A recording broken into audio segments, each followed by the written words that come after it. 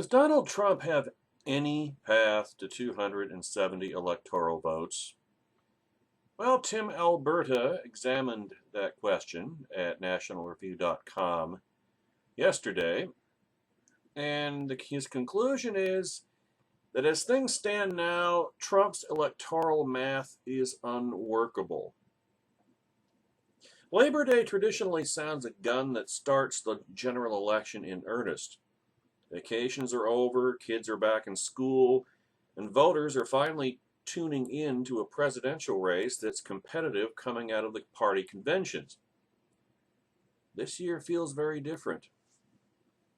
With two prolonged primary seasons, two deeply polarizing nominees, and two conventions that were moved up by a month for the Summer Olympics, from late August to late July, voters have been unable to escape the shadow cast by a bizarre, let's just leave it at that, a bizarre race for the White House. And with the GOP nominee trailing badly in nearly every national and battleground state poll, conventional wisdom has gelled earlier than in any cycle since 1996. Remember that one? The preempted election? The inevitability election? And that conventional wisdom is that this election is already over. And remember, there are always exceptions to the rule, exceptions to the conventional wisdom. Usually, the conventional wisdom is the conventional wisdom because it's right. It's correct. They're not wrong, in other words. The question this Labor Day, then, isn't who has the pole position heading into the home stretch, but whether Donald Trump has any realistic path to defeating Hillary Clinton on November 8th. The answer, barring unforeseen and politically transcendent developments, is no. Now, to be sure, there are still major opportunities for Trump to score points at Mrs. Clinton's expense, none more significant than the three presidential debates, the first of which is scheduled for September 26th at Hofstra University in New York.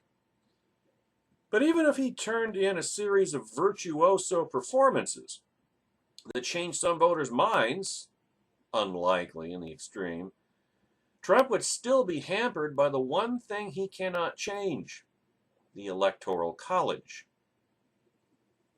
Democrats entered 2016 with a decided advantage in the race to accumulate the 270 electoral votes needed to win the White House. A bloc of 18 states plus the District of Columbia has voted Democrat in each of the past 6 presidential elections. Together, what political scientists call the blue wall comprises 242 electoral votes, meaning that Mrs. Clinton needs to win only another 28 from any combination of competitive battleground states in order to secure the presidency. Gee, I wonder if Marco Rubio might have made a dent in that blue wall. He was the most electable Republican presidential candidate in the field. Guess we'll never know. Making the map and math even friendlier to Democrats is the fact that several longtime Republican strongholds, Virginia, North Carolina, Colorado, have drifted leftward over the past decade. All three were carried by Barack Obama in 2008, and only North Carolina was taken back, barely, by Mitt Romney in 2012. Virginia and Colorado together account for 22 electoral votes. Mrs. Clinton is leading Trump in both states by vast margins. Those two victories would bring her within 6 electoral votes of the White House. In other words, Trump has no margin for error. In order to reach 270, the Republican nominee must first protect the 206 electoral votes won by Romney in 2012. This alone will be a tall task, and even if Trump manages to pull it off, he'll still need another 64 electoral votes. necessarily including at least one victory in a state that Democrats have not lost in decades. With the aid of polling trends and demographic data, here then is a look at Trump's potential paths to 270 and an explanation of why Mrs. Clinton appears certain to win in November.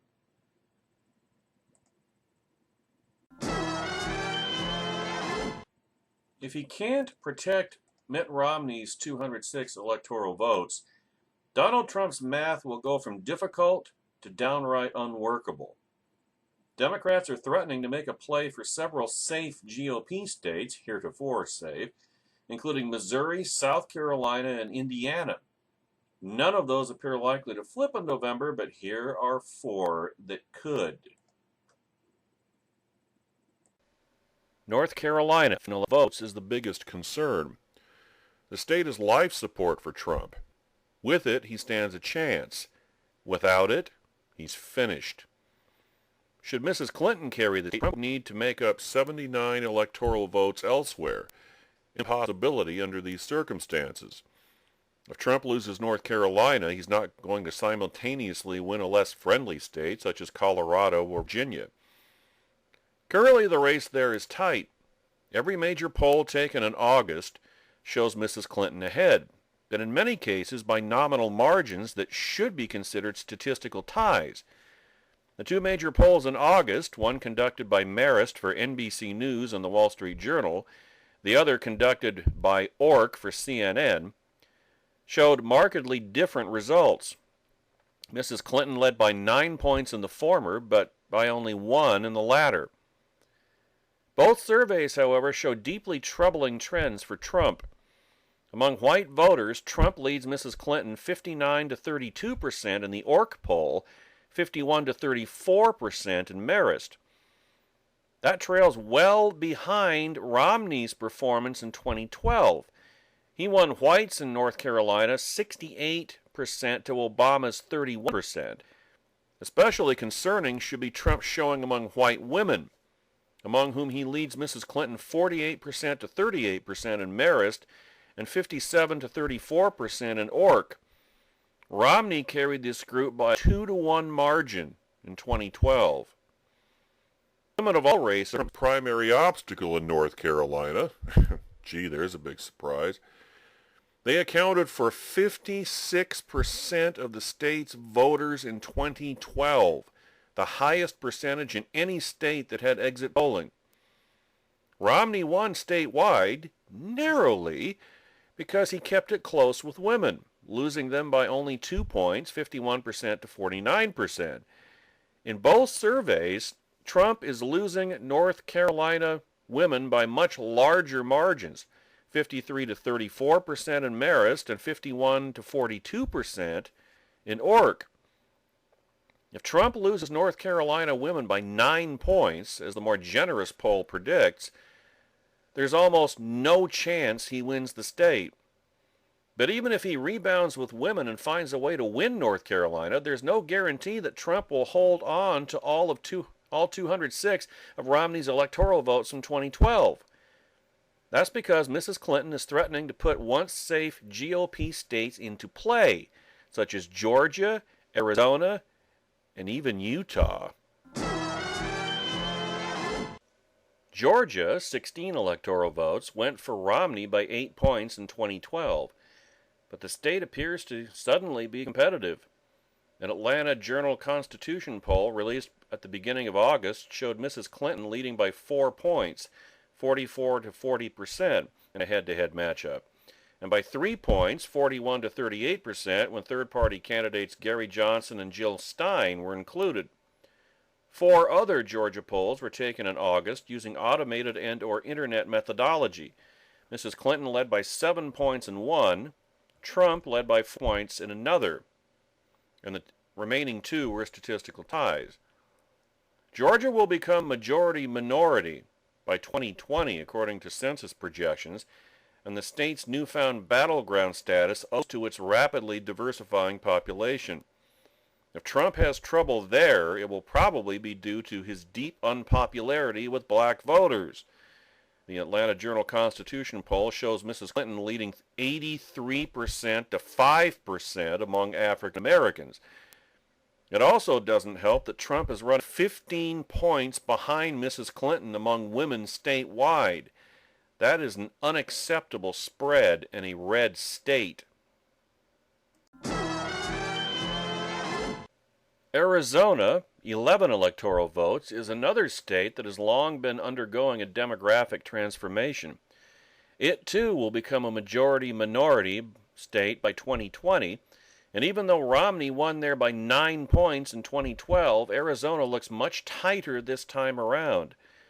Only one reputable poll of the state was conducted in August, a CNN ORC survey taken mid-month. It showed Trump with just a 5-point lead among likely voters and a 2-point lead among registered voters. Even more troubling, his lead among whites, 58 to 36%, was 12 points smaller than Mitt Romney's margin, 66 to 32%, just 4 years ago. Trump cannot afford to underperform among whites, given that Mrs. Clinton leads by nearly 40 points among non-white voters, who have increased their share of Arizona's electorate in consecutive elections and are expected to do so again in November.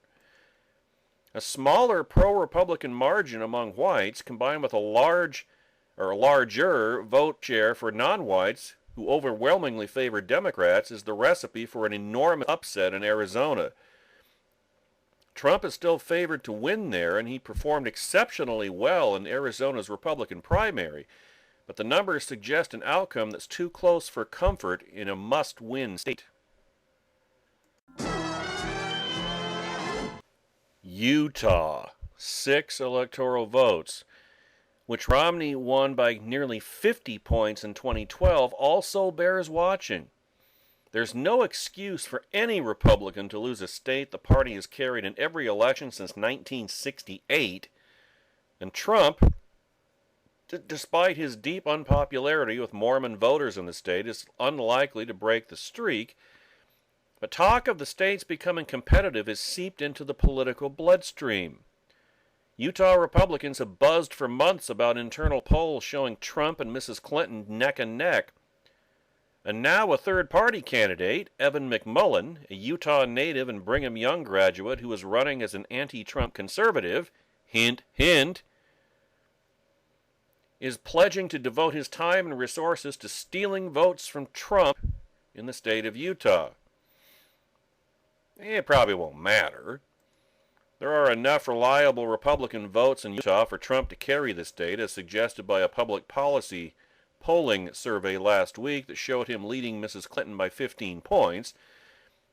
But he took only 39% of the vote, however, and the poll's questionable methodology means it should be taken with a grain of salt.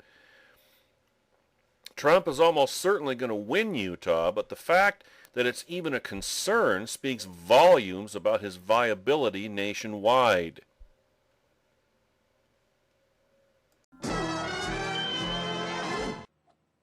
Path number 1, the big 3. If Trump manages to hold on to Romney's 206 electoral votes, he will still need an additional 64 to win the White House. There are several paths to get there, but all of them are exceedingly difficult. We'll start with the one that's most feasible and least complicated.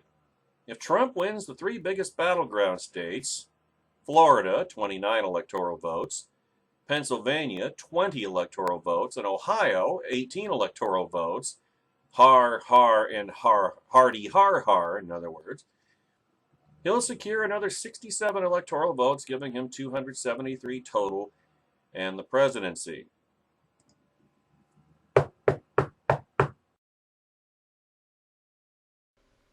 Pennsylvania, 20 electoral votes, is the biggest obstacle in his path.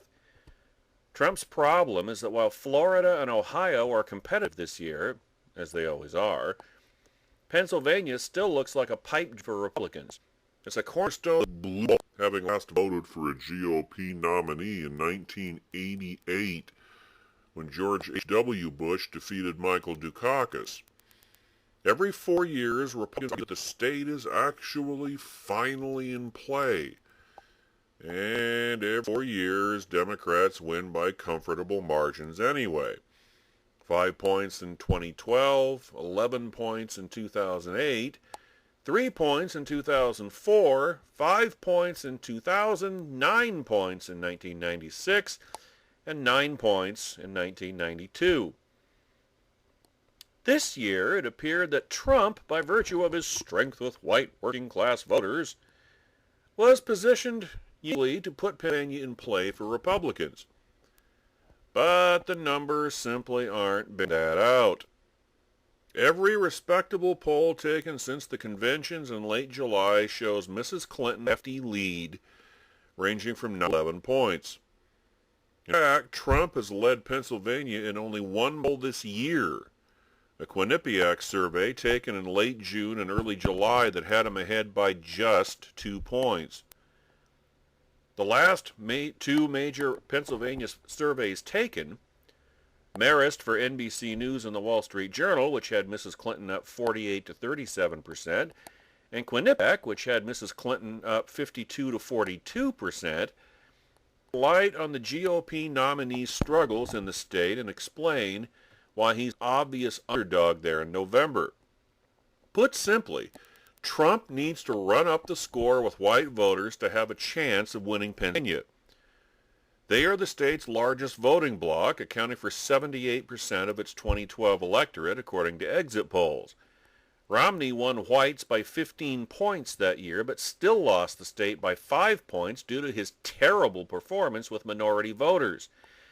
Because of this, and because of the reality that whites have declined as a percentage of Pennsylvania's electorate in each of the last 3 elections, and will almost certainly do so again this November, Trump needs to increase Romney's 15-point margin to at least 20.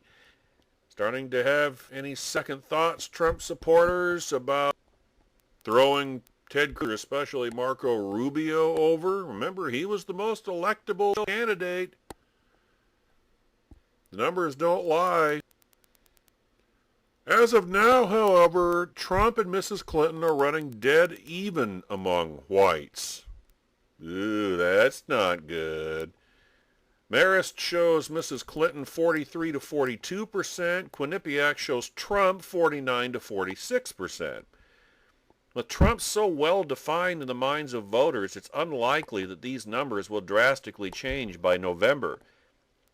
If they don't, Trump will lose Pennsylvania potentially in lopsided fashion. Ohio, 18 electoral votes, is the lightest list of the big three, with Pennsylvania clearly the heaviest. That's not to say the Buckeye State will be a cakewalk for Trump. It won't. But it's the major battleground state in which he's most viable as of now, and the one he's likeliest to carry in November. Ohio is the quintessential swing state, meaning its outcome moves the entire election in one direction or the other. Whoever has won Ohio has won the presidency in every election since 1960.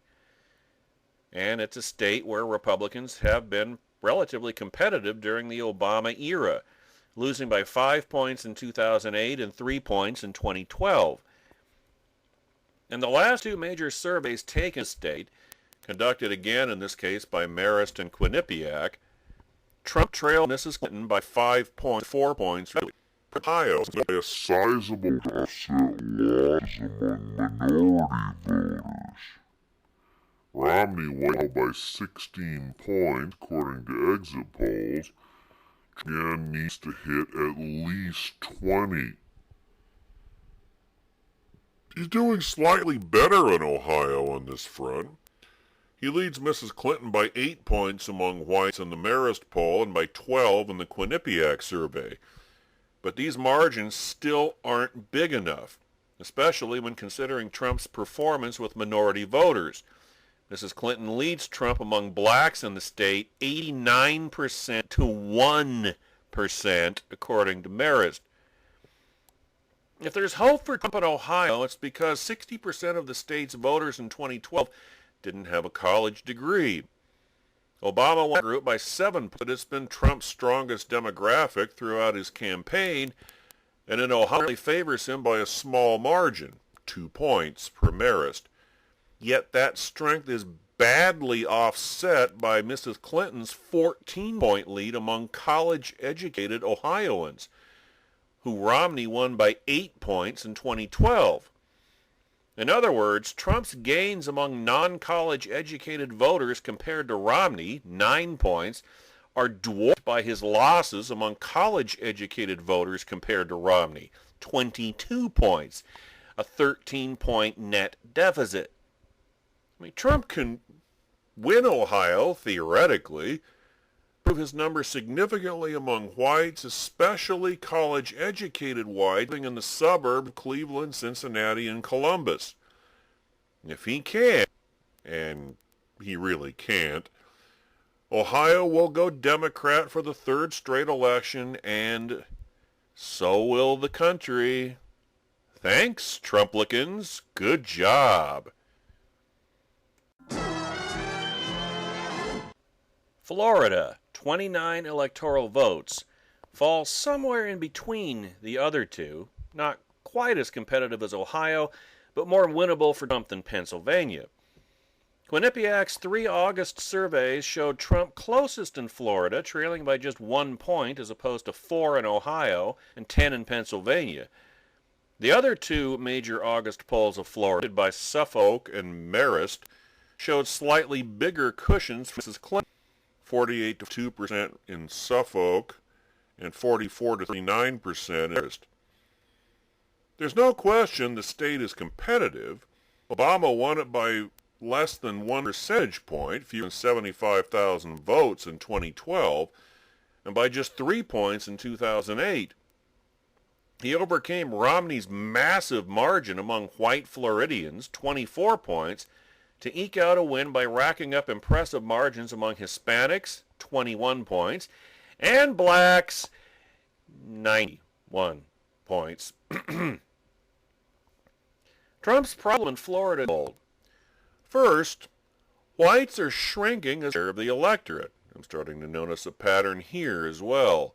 67% of the state's voters in 2012, down from 71% in 2008. That number is expected to decline again this November. And second, Trump isn't performing at Romney-like levels among this smaller group of white voters. He leads by 7 points on the Suffolk poll, 11 points in the Marist, and 21 in the Quinnipiac. The average of those 3 is 13 points. But even the most generous figure of 21 is still 3 points off Romney's pace with whites, who again are likely to make up a smaller portion of Florida electorate than they did years ago. The best way for Trump to compensate is to include Hispanics in the state. Able to get through that without chuckling, ensuring that it isn't as wide as Obama's 1-point margin. There are indications this is possible. Well, dream on. Marist shows Mrs. Clinton leading by just 10 points among Florida Hispanics, 44 to 34%. Suffolk and Quinnipiac don't break down minority voters by race or ethnicity. They show Mrs. Clinton leading Trump overall among non-whites by 38 and 47 points, respectively. Florida Hispanics have historically been more conservative than Hispanics are nationally, the Cuban emigre community. This was proven again in 2012 when Obama won the group twice as much nationally, 44 points, as he did in Florida. Trump's recent policy reversal on the mass deportation of illegal aliens has concerns about Florida written all over it. His advisors know, aka the cucks, and seem to have impressed upon him that he can't win the Sunshine State if Mrs. Clinton carries Hispanics by a huge margin. Whether he continues taking a softer tone on immigration remains to be seen. In other words, just wait a few days and it'll change again. But if he can minimize his losses among Hispanic Florida and recreate Romney's margin among whites, he'll have an outside chance in the state's 29 electoral votes, but really, nah.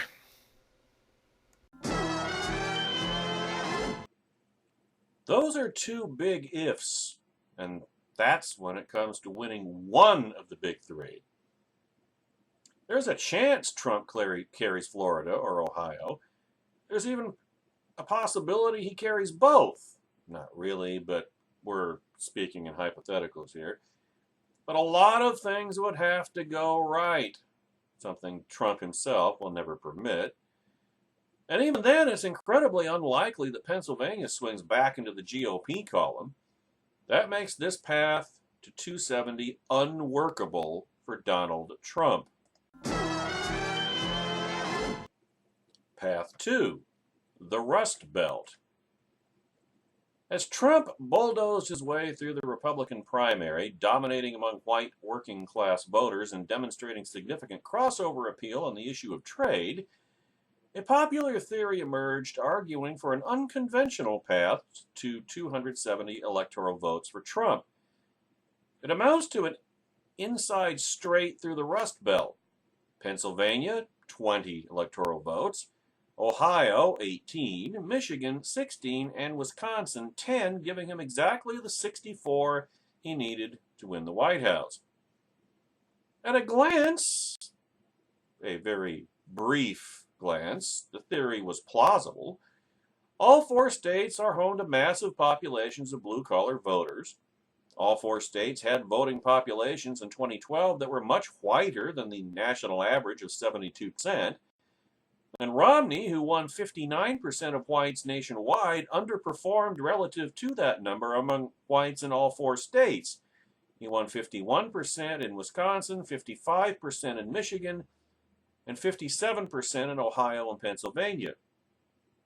In other words, there were plenty of white voters left on the table in those four states last cycle, and Trump, it appeared, would be a far more attractive option for them than Romney.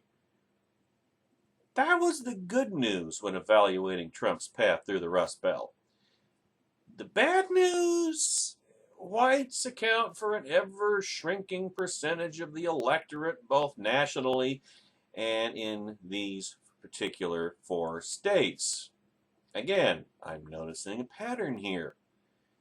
The white vote share nationwide was 77% in 2004, 74% in 2008, 72% in 2012. The same trend manifested itself in Wisconsin, 90, 89, 86, Michigan, 82, 82, 77, Ohio, 86, 83, 79, and Pennsylvania, 82, 81, 78. That trend is almost certain to continue this November, meaning that Trump must win more white voters than Romney did from a smaller voter pool of white voters than Romney competed for. You know, I remember writing about this, a long post about this, Trump supporters at politicalpistachio.com last spring. It was like last March. Laid all of this out. You didn't want to listen. Certainly wasn't. Again, I was not the only one, not by a long shot. But I was one voice in that chorus of wise and prudent warning. We've walked through the demographic challenges and electoral outlooks in two of those states. Ohio appears theoretically winnable for Trump, but not very likely. And Pennsylvania is, no, just right off. Forget Pennsylvania. That alone renders this path unworkable as well through the Rust Belt. It's not just Pennsylvania that makes the Rust Belt a pipe dream for Trump, though. Michigan and Wisconsin are both part of the blue wall. Michigan last went Republican in 1988. Wisconsin in Ronald Reagan's 49-state landslide of 1984, and continue to appear impenetrable for the GOP. Here is a quick look. Michigan, 16 electoral votes appeared to be in play for Trump, after his dominant performance in the state's March 8th primary and Mrs. Clinton's upset loss to Bernie Sanders the same day. It wasn't merely that Trump won 46% of all non-college educated Republicans or that Mrs. Clinton lost non-college educated Democrats to Sanders by 17 points. What fueled perceptions of Trump's viability was the fact that majorities of voters in both parties said trade with other nations takes away U.S. jobs, which is not true. According to exit polls on primary night, and Trump dominated among that group in his primary while Mrs. Clinton lost it badly in hers. The stage was set for Trump to use trade as a cudgel against Mrs. Clinton and woo disaffected Democrats in the middle of Union territory. That seems like ancient history now. In 4 Michigan polls taken since the convention, Trump trails by 9, 10, 10, and 7 points. What's notable here isn't the margins, but Trump's unpopularity. In all 4 polls, he fails to reach 40% against Mrs. Clinton. A stunning display of weakness for a major party nominee in a supposed competitive state. Mrs. Clinton has her own problems in the state, as evidenced by the primary loss and her smaller than expected lead over Trump, but at least she's polling in the mid-40s. August's 2 most reliable polls demonstrate the depths of Trump's unpopularity. In an epic MRA survey for the Detroit Free Press and WXYZ TV, Mrs. Clinton leads Trump 46 to 36%. Trump is viewed favorably by just 30% of Michiganders and unfavorably by 63%. Now, Mrs. Clinton is also underwater on favorability, 41-51, so a minus 10-point margin, but is in considerably better shape than Trump. Here again, it's not that Hillary Clinton is going to win this election, it's that Donald Trump is going to lose it. Meanwhile, a Glengarriff Group poll for the Detroit News and WDIV TV, which showed Trump down 9 points, polling at an anemic 32%, revealed another damning statistic. 61% of likely Michigan voters said Trump was not qualified to be president, compared with 33% who said he was. Conversely, 57% said Mrs. Clinton was qualified versus 39% who said she was not. That is, 18, that's a 47-point swing in Mrs. Clinton's favor on qualifications. And again, these things are all relative. There are other data points that demonstrate Trump's lack of competitiveness in Michigan.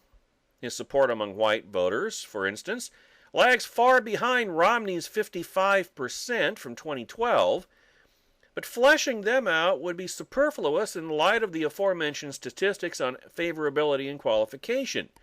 In short, Trump's numbers in Michigan are dreadful, and it's extremely difficult to see them turning around in the span of 2 months. Now, to be fair, it's not surprising that Michigan isn't competitive. Romney, a native son, lost the state by 9 points. In the last 2 decades, it's been close only once. In 2004, when George W. Bush lost by 3 points to John Kerry. It is a blue state in presidential years, and barring a miracle, it will stay that way in 2016.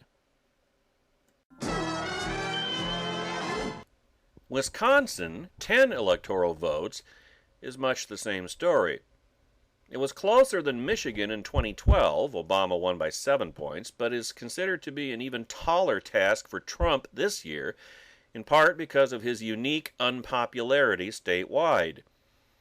Unlike Michigan and Pennsylvania, where Trump won big in the primaries, or Ohio, where he ran competitively but lost to a sitting governor, Wisconsin delivered a crushing loss to the eventual GOP nominee. And he wasn't steamrolled by Scott Walker or Paul Ryan or some other favorite son, but by Ted Cruz, whose impressive campaign failed to defeat Trump anywhere else in the blue-collar Midwest. Trump lost statewide by 13 points. Even among the majority of Wisconsin Republicans who said trade takes away U.S. jobs, which it doesn't. People squarely in Trump's wheelhouse, he effectively tied Cruz, taking 43% to the Texans' 42%. These results foreshadowed a general election campaign that has not been close. Trump has visited Wisconsin several times, but Republicans don't even bother to argue that he's competing there. The state has been scarcely polled, but this month, the highly respected and historically accurate Marquette Law School survey showed Mrs. Clinton leading Trump by 15 points, 52% to 37% among its likely voters. The crosstabs of that poll revealed just how bleak things are for Trump in Wisconsin.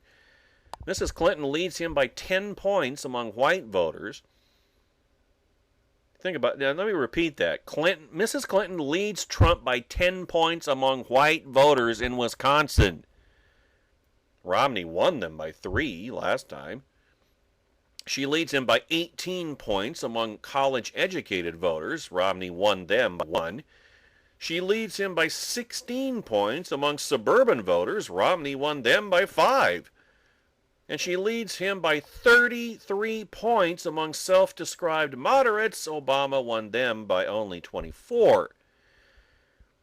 The Badger State was always going to be an uphill climb for whoever became the GOP nominee. But the numbers suggest that Trump is on track to lose the state by the widest margin of any Republican standard bearer in a generation. Without a sudden and extraordinary change in trajectory, Trump is almost certain to lose Michigan, Pennsylvania, and Wisconsin, and he's currently a slight underdog in Ohio.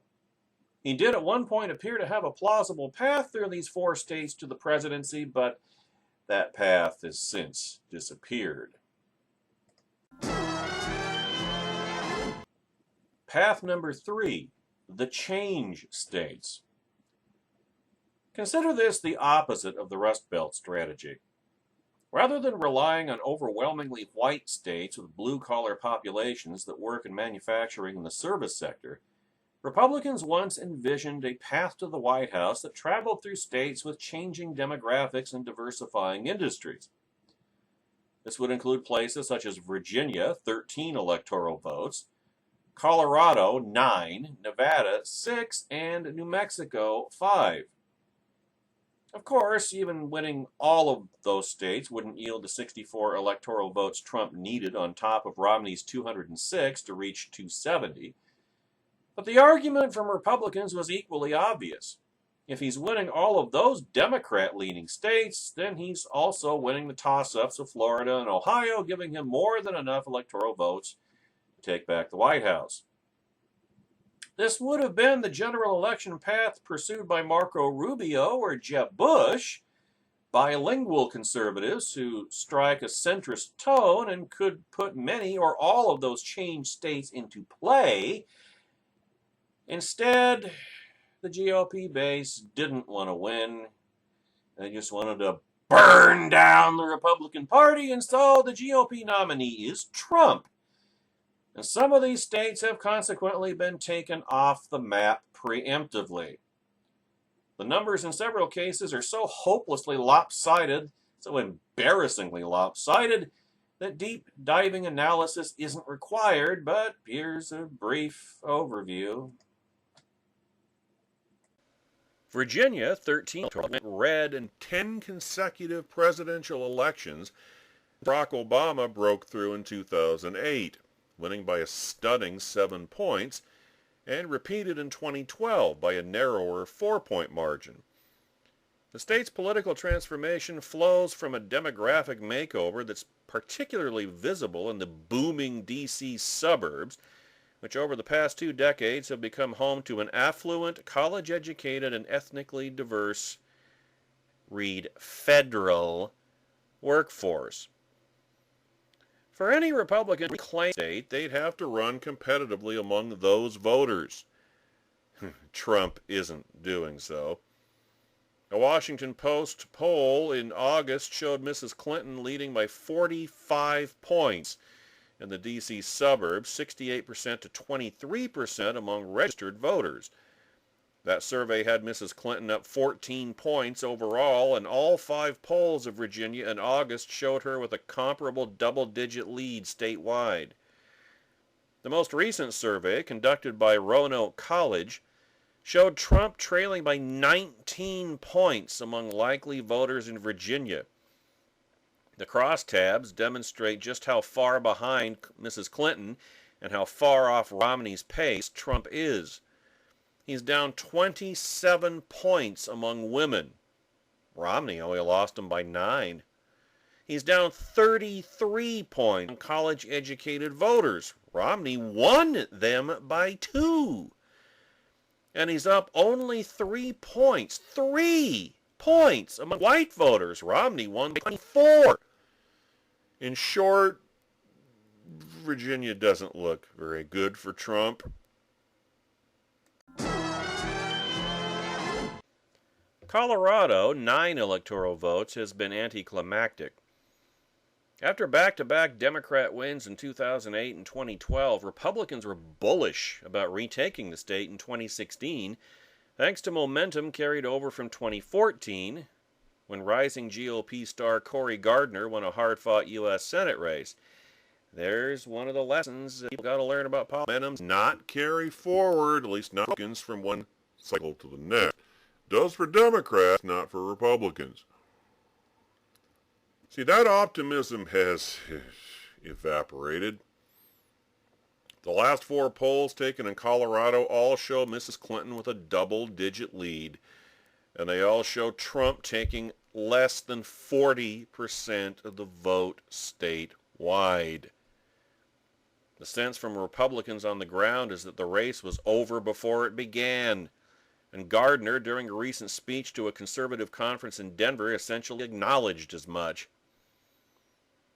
But one thing to consider, Colorado is among the most rapidly diversifying states in the country. There's that word again. Its electorate was 86% white in 2004, according to exit polls, 78% white in 2012. That trend should continue and perhaps even accelerate this November.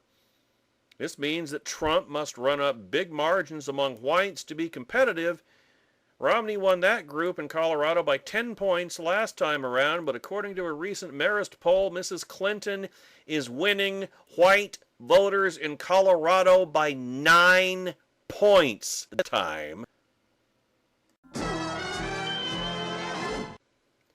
Nevada, 6 points, appears to be the only competitive state of the bunch, despite Trump's considerable baggage with Hispanics, whom Obama won by huge margins en route to comfortable statewide victories in 2008 and 2012.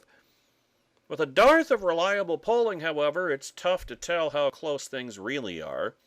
The only recent live caller survey, conducted by Suffolk in August, showed a tight race, with Mrs. Clinton leading 44% to 42% among likely voters. The reason Trump is competitive? He's leading Mrs. Clinton 13 points among whites, which is identical to Romney's margin with that group when he lost the state by 6 points in 2012. Hint, hint, hint. But just like Colorado's, Nevada's demographics are shifting. Its electorate was 77% white in 2004, 64% white in 2012. That means, once again, that Trump will have to run way ahead of Romney with white voters to offset major losses with minority voters who are growing as a share of the total vote. Trump's potential salvation, besides his casino brand, which is likely providing some small boost, is that Mrs. Clinton is running far behind Obama with non-white voters. In 2012, he won Hispanics by 47 points and blacks by 86 points. The Suffolk poll shows her leading Trump among all minorities by only 20 points. New Mexico, 5 electoral votes, has flown under the radar. There has been virtually no polling there, and really, why would there be?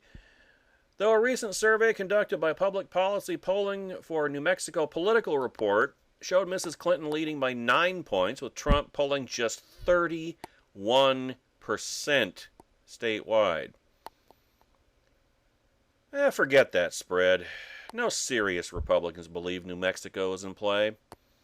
Democrats have carried the state in 5 of the last 6 elections, including double-digit wins by Obama in 2008 and 2012, and won't allow Trump to win a majority-minority state whose population has climbed to nearly 50% Hispanic. Uh-oh. That Mrs. Clinton leads by only 9 can be explained by the presence of Gary Johnson, the former New Mexico governor, who is now the Libertarian Party's nominee for president. Johnson takes 16% in the aforementioned Triple P survey, and having been a popular Republican governor of a blue state, he's probably pulling at least as many votes from Mrs. Clinton as he is from Donald Trump. Only one of the change states, Nevada, appears to be a realistic target for Trump in 2016. And even there, demographic trends and recent political patterns are working against him. If the election were held today, it's likely the Republican nominee would lose all 4. Path 4, the grab bag. None of the 3 previous paths are going to lead Trump to the White House. His best and only chance of winning in November is to get creative by blending these strategies and exploring different combinations to get to the magic number of 270 electoral votes. This necessarily includes quick examinations of the 2 battleground states that went unmentioned in the previous sections, Iowa and New Hampshire. Iowa, 6 electoral votes, is Trump's strongest swing state, Republicans say, and there's evidence to support that claim. He and Mrs. Clinton have traded leads in polls taken over the last 2 months, with neither claiming a margin wider than 4 points. Trump is also said to be running one of his best state campaigns in Iowa, led by the son of 6-term Republican Governor Terry Branstad. Obama comfortably carried the Hawkeye state by 10 points in 2000 and 6 points in 2012, but he has proven far more popular with the state's Democrat base than Mrs. Clinton. Trump has no better pickup opportunity than a state that in 2012 was 93% white, 57% non-college educated. As with other states, it could come down to the gender gap, the difference between the candidates' margins with men and women.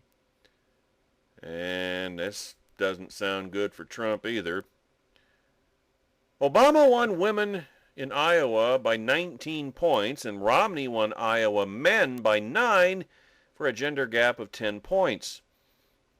Trump is on track for a better showing. Quinnipiac's poll of Iowa in August showed Mrs. Clinton up 18 points among women and Trump up 14 points among men for a 4-point gender gap. But he'll need to do even better than that. Women were 54% of Iowa's electorate in 2012, according to exit polling. New Hampshire, 4 electoral votes, was hard on Mrs. Clinton in the Democrat primary, but she's been the clear general election favorite there all along. She hasn't trailed Trump in a single poll of the state this year, and the only 2 surveys taken after the party conventions show Mrs. Clinton with leads of 9 and 17 points. The gap might not be that big, but there's no question Trump is a decided underdog. New Hampshire elections are often determined by the state's famously large number of independent voters. In 2012, 43% of the state's voters identified as independents, Obama beat Romney among them by 7 points and won the state by 6.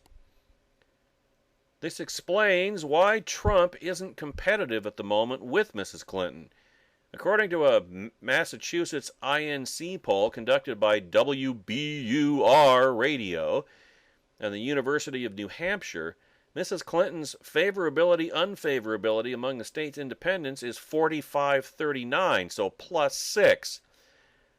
Trump's, on the other hand, is 22-68, or -46.